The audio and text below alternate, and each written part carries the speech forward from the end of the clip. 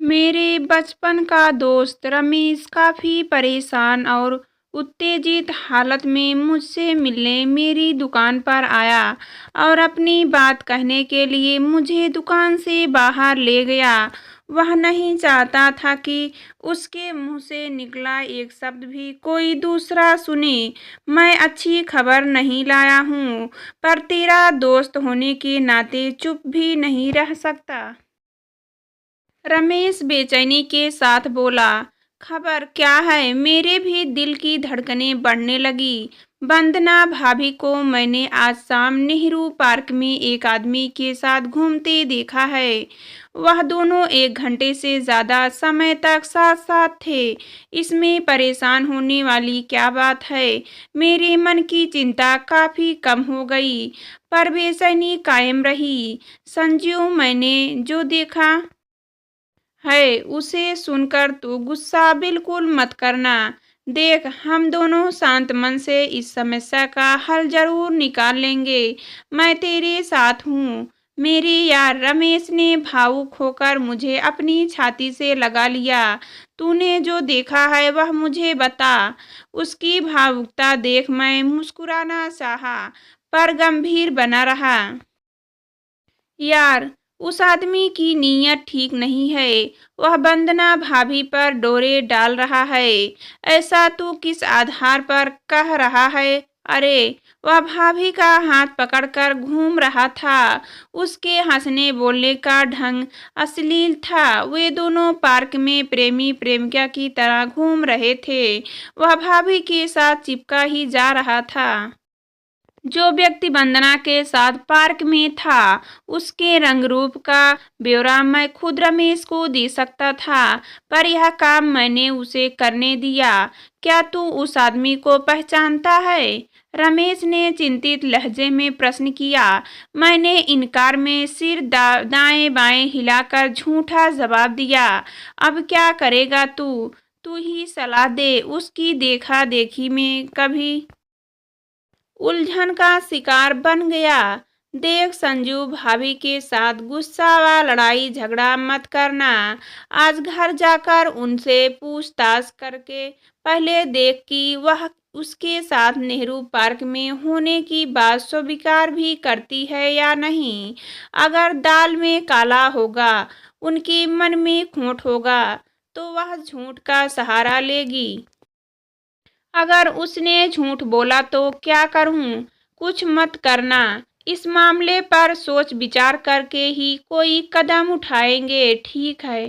पूछताछ के बाद मैं बताता हूँ तुझे कि वंदना ने क्या सफाई दी है। मैं कल मिलता हूँ तुझसे। कल दुकान की छुट्टी है। रमेश परसों आना मेरे पास। रमेश मुझे सांत्वना देकर चला गया।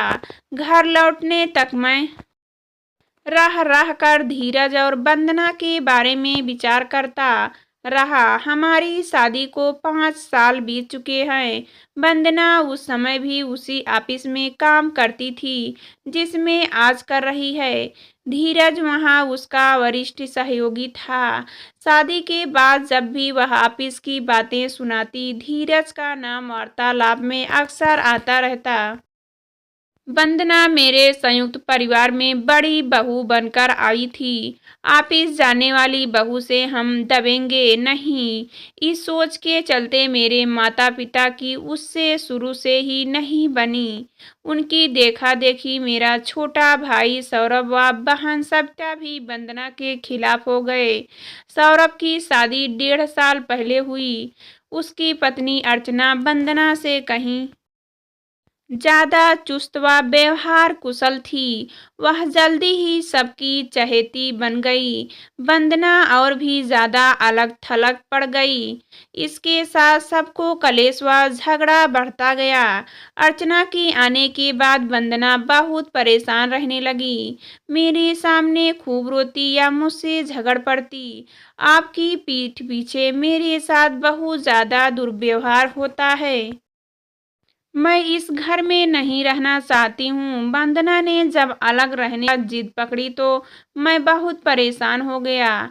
मुझे वंदना के साथ गुजारने को ज़्यादा समय नहीं मिलता था। उसकी छुट्टी रविवार को होती और दुकान के बंद होने का दिन सोमवार था। मुझे रात को घर लौटते लौटते 9 से ज़्यादा का समय हो जाता।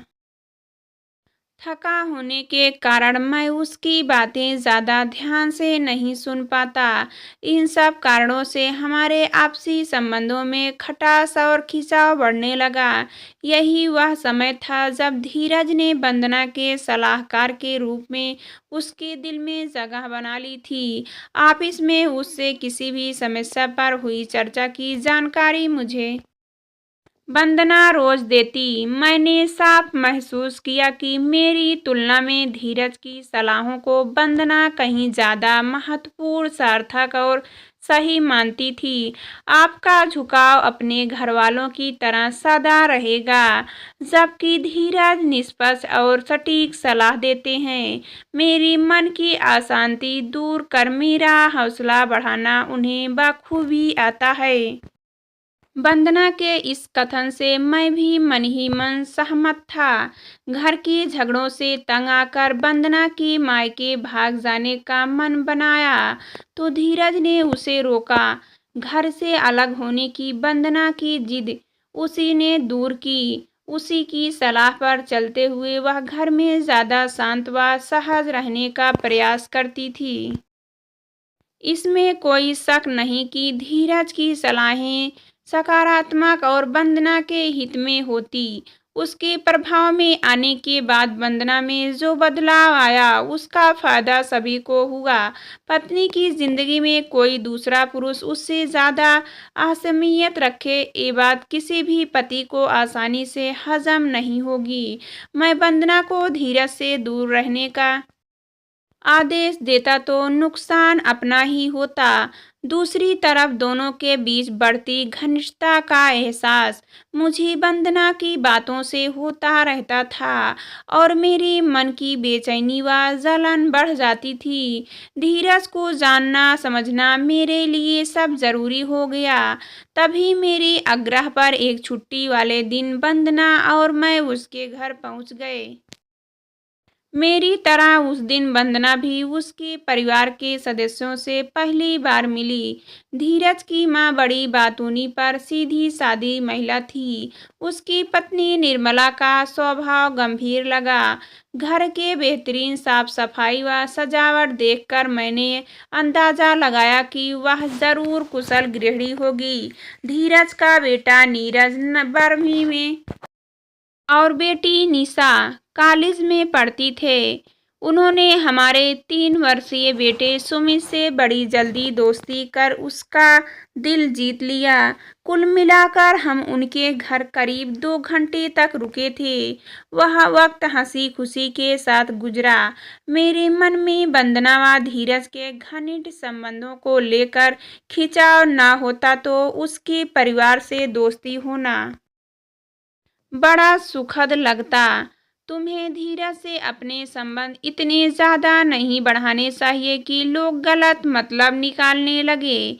अपनी आतंकी बेचैनी से मजबूर होकर एक दिन मैंने उसे सलाह दी, लोगों की फिक्र मैं नहीं करती। हाँ, आपकी मन में गलत तरह का शक जड़े जमा रहे तो वो साफ साफ कहो। वंदना ध्यान से मेरे चेहरे को पढ़ने लगी।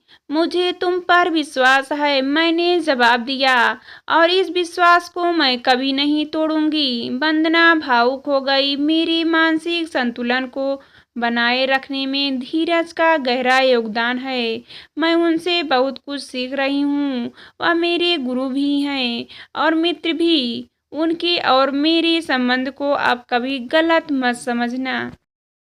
प्लीज धीरज के कारण वंदना के स्वभाव में जो सुखद बदलाव आए उन्हें देखकर मैंने धीरे धीरे उनके प्रति नकारात्मक ढंग से सोचना कम कर दिया। अपनी पत्नी के मुंह से हर रोज कई बार उसका नाम सुनना तब मुझे कम परेशान करने लगा। उस दिन रात को भी वंदना ने खुद ही मुझे बता दिया कि वह धीरज के साथ नेहरू पार्क घूमने गई थी। आज किस वजह से परेशान थी मैंने उससे पूछा। मैं नहीं बल्कि धीरज तनाव के शिकार थे। वंदना की आंखों में चिंता के भाव उभरे। उन्हें किस बात की टेंशन है? उनकी पत्नी के ईसीजी में गड़बड़ निकली। शायद दिल का ऑपरेशन भी करना पड़ जाए। अभी दोनों बच्चे छोटे हैं।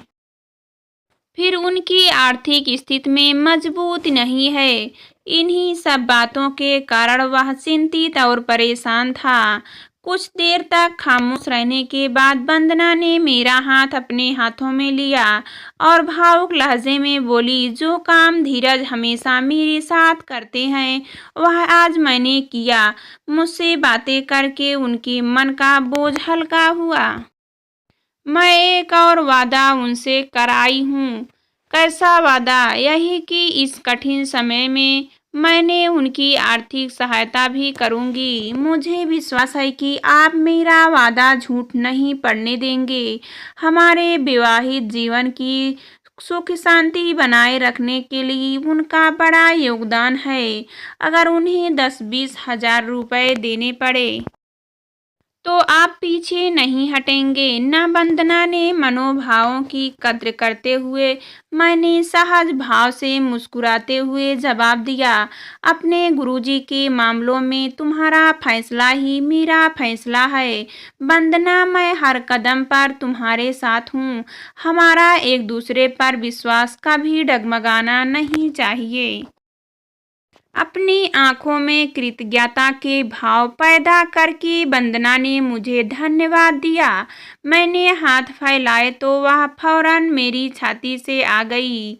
इस समय वंदना को मैंने अपने हृदय में बहुत करीब महसूस किया। धीरज और उसके दोस्ताना संबंध को लेकर मैं रत्ती भर भी परेशान न था। सच तो यह था कि मैं खुद धीरज को अपने दिल के काफी करीब महसूस कर रहा था।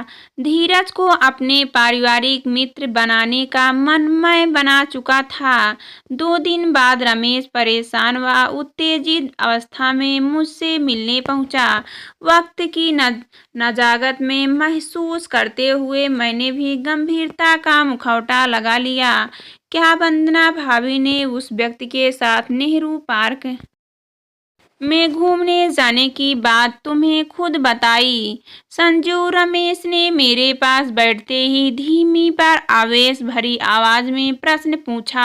हाँ, मैंने सिर हिलाया। अच्छा, वह हैरान हो उठा। कौन है वह? उनका नाम धीरज है और वह वंदना के साथ काम करते हैं। उसके साथ घूमने जाने का कारण भाभी ने क्या बताया? किसी मामले में वह परेशान थे। वंदना किसे सलाह लेना चाहते थे। उससे बातें करके मन का बोझ हल्का कर लिया। मैंने सत्य को ही अपने जवाब का आधार बनाया।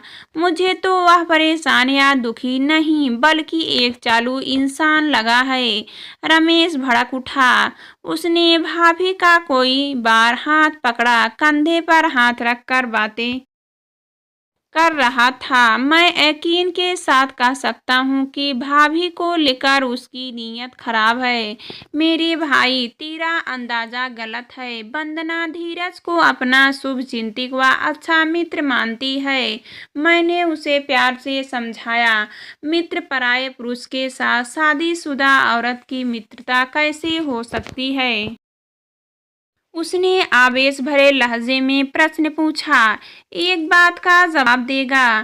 पूछ। हम दोस्तों में सबसे पहले विकास की शादी हुई थी।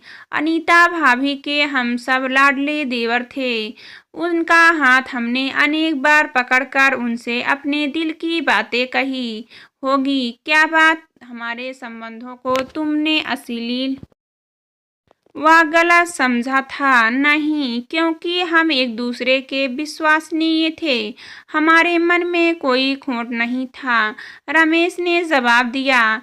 इसका मतलब कि स्त्री पुरुष के संबंध को गलत करार देने के लिए हाथ पकड़ना महत्वपूर्ण नहीं है। मन में खोट होना जरूरी है। हाँ, और तो इस धीरज, पहले तू मेरी बात पूरी सुन। मैंने उसे टोका। अगर मैं और तुम हाथ पकड़कर घूमे या वंदना तेरी पत्नी के साथ हाथ पकड़कर घूमे, फिल्म देख के आए, रेस्तरां में कॉफी पी ले, तो क्या हमारे और उनके संबंध गलत कहलाएंगे? नहीं। पर पहले मुझे अपनी बात पूरी करने दे। हमारे या हमारी पत्नियों के बीच दोस्ती का संबंध ही तो है। देख, पहले की बात जुदा थी। तब स्त्रियों का पुरुषों के साथ उठना बैठना नहीं होता था। आज की नारी ऑफिस जाती है, बाहर के सब काम करती है। इस कारण उसकी जान पहचान के पुरुषों का दायरा काफी बड़ा हुआ है। इन पुरुषों में से कोई उसका अच्छा मित्र नहीं बन सकता। हमें दूसरों की नकल नहीं करनी है। संजू मेरे मुकाबले और रमेश कहीं ज्यादा शांत नजर आने लगा। हम ऐसे बीज बोने की इजाजत क्यों दें जिसके कारण कल को कड़वे फल खाए? मेरे यार, तू भी अगर शांत मन से सोचेगा तो पाएगा कि मामला कतई गंभीर नहीं है। पुरानी धारणाओं व मान्यताओं को एक तरफ कर नए ढंग से और बदल रहे समय को ध्यान में रखकर सोच विचार कर मेरे भाई। मैंने रमेश का हाथ दोस्ताना अंदाज में अपने हाथों में ले लिया।